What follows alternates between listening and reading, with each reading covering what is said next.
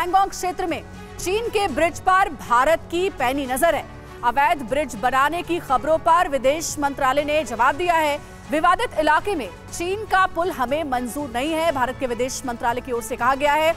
और उस इलाके में 1960 से चीन का अवैध कब्जा है, ये बात भी दोहराई गई है। सीमा सुरक्षा से जुड़े मुद्दों पर कोई समझौता नहीं होगा। भारतीय विदेश मंत्रालय की ओर से यह साफ किया गया है कि पैंगोंग लेक पर खबर आई है कि चीन एक सपोर्ट ब्रिज तैयार कर रहा है और इसको लेकर के ही भारत के विदेश मंत्रालय की ओर से कहा गया है कि हमारी पूरी नजर है चीन की हर एक गतिविधि पर एलएसी में।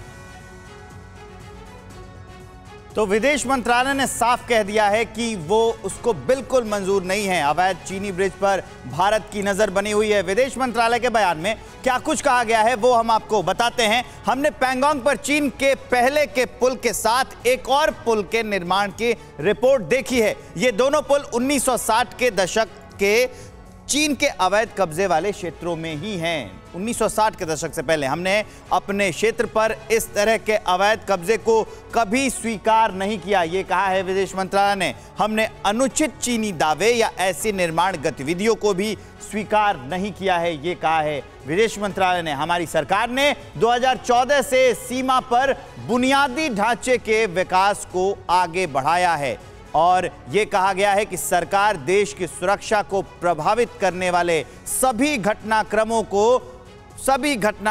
पर लगातार नजर रख रही है। ये सारी चीजें कही गई हैं। तो देखिए, खबरें लगातार सामने आ रही हैं। सिन्हा सर, हमने इससे पहले भी देखा कि मोबाइल टावर का निर्माण कराया जा रहा था चीन की ओर से, जिसके ऊपर हमने चर्चा भी यहाँ पर की थी। और अब ये खबर कि एक ब्रिज जो है ठीक उसके समानांतर एक सपोर्ट ब्रिज तैयार कर रहा है चीन। एलएसी पर ये टेंशन और ज्यादा क्या बढ़ती हुई नजर आ रही है आपको चीन की इस एक्टिविटी से? अरुणाचल में हमने देखा है कई गांवों पर कब्जा कर लिया है चीन ने, कई गांवों को बसा दिया है चीन ने। ये सब क्या बताता है? क्या चीन एक बार फिर से कोई बड़ी स्ट्रैटेजी भारत के खिलाफ अपनाने की तैयारी में है? देखिए, चीन की पुरानी सोची हुई रणनीति है सलामी स्लाइसिंग टेक्निक। ये टेक्निक ऐसा है कि धीरे धीरे आगे बढ़ते रहो, कैप्चर करते रहो, पहली बात।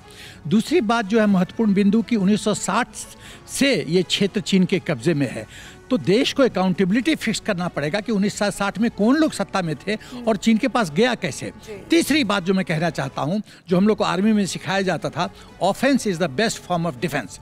आप यदि रिएक्टिव मोड में हैं तो अगला एग्रेसिव मोड में रहेगा, लेकिन जब आप एक्टिव मोड में हैं तो अगला रिएक्टिव मोड में रहेगा। मेरी अपनी विश्वास है, थोड़ा सा मैं क्रॉस करूंगा और बहुत बोल्ड स्टेटमेंट देने जा रहा हूं, कुछ मुझसे लोग सहमत नहीं होंगे कि आप एग्रीवेट करोगे सिचुएशन को, लेकिन यही तरीका है।